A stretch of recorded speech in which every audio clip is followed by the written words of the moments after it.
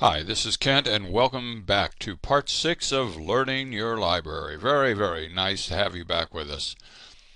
In this section, this is our final section of Learning Your Library. We're looking at library guides. So let's go to the tab that says Library Guides. Notice again, once we click on it, you see it turns red. That means it's the active page. We can browse library guides two ways, A to Z or through subject list. So it's totally up to you how you would prefer doing this. Let's look at the A to Z list though initially. This gives us the opportunity, there's Amy, our stellar technology librarian.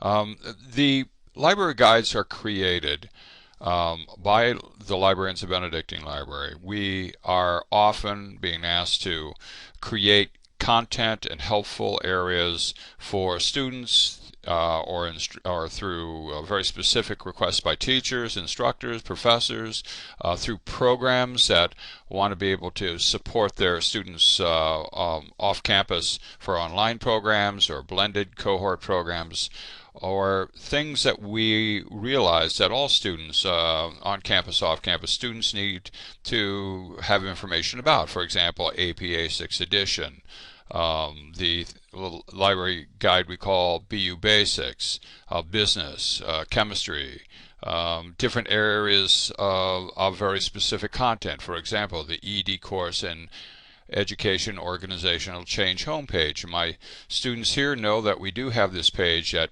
allows them to look at the general overview of information we give them and specifically courses within the program where we've created course content. So you can click on the 705 page if you're taking the beginning, the first year or the first course of the program, and there you have it.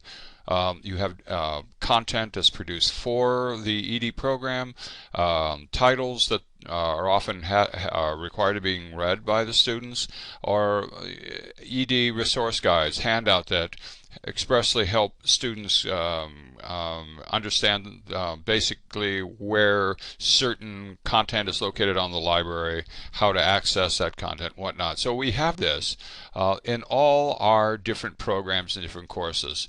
So when you go to the library guides page, you go through the A to Z list. You will find many, many helpful areas that might be very pertinent to the question that you have. We often have questions on the APA 6th edition, and you can easily see that we have Joan Hopkins has created, one of our librarians has created a lot of content for you for this particular citation style, which many of you use. And also she has a tab up here for RefWorks, which is one of the more wonderful tools that we have, and will allow you to add APA to your RefWorks account, and to create a RefWorks account, sign up for RefWorks. There's tutorials and things like that, how to use it. So in general, there is lots and lots of information that we have helped to create or have created specifically for you. So what I would suggest to you is I would encourage you to look closely at what we have, and you will see that there is a lot of valuable tutorials that are going to help make your at least your early stages of use of the library much more meaningful for you, much more active. And always, as always, you will notice the Ask BU button is always there, available, so you can chat to the librarian, ask a question as you're going through to try to figure out what it is that you need to know.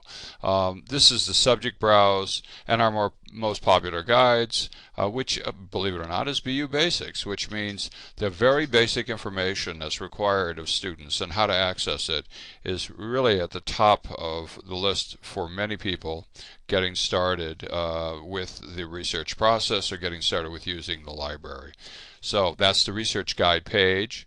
It's there, it loves you, it wants you. So make sure that you don't struggle for too long and that you don't necessarily guess at everything that you do. The library guides page will open up a whole world of new ideas and understandings about how the system works.